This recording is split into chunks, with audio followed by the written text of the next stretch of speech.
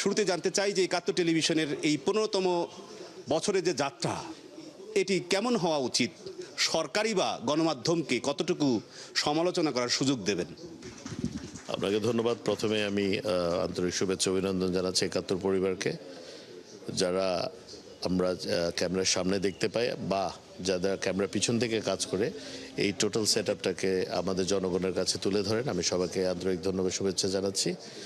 আসলে 15তম বছরে পদার্পণ করেছে একাত্তর। বরাবর একটা জিনিস আমি সবসময় এটা বলে থাকি এবং এটা আমি বিশ্বাস করি যে সংবাদ মাধ্যম, বিশেষ করে এই টিভি চ্যানেলগুলোতে মানুষ কিন্তু মূলত সংবাদটাই, বস্তুনিষ্ঠ সংবাদটাই জানতে চায়। তো আমি আশা রাখতে চাই যে মানুষের যে আশা আকাঙ্ক্ষা বা মানুষ যেন সত্য থেকে বঞ্চিত না হয়, একাত্তর সে ব্যাপারে সচেতন থাকবে এবং গণমানুষের উন্নয়ন হয় বা গণমানুষ উপকৃত হয় এই ধরনের সংবাদ পরিবেশন করবে।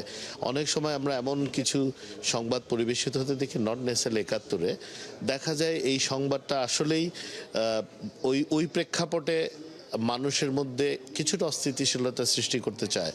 দেশটা আমাদের সবার, আমরা সবাই চাই দেশটা স্থিতিশীল থাকুক।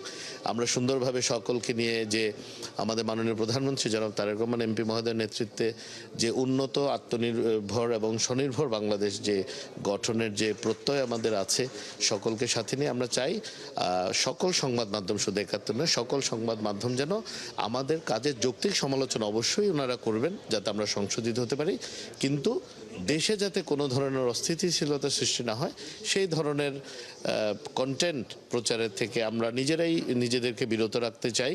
কারণ আমরা সকলেই চাই বাংলাদেশে শান্তি বজায় থাকুক এবং আমরা দেশটাকে সমৃদ্ধির পথে নিয়ে যেতে পারি। সকলকে আবারও ধন্যবাদ জানাচ্ছি।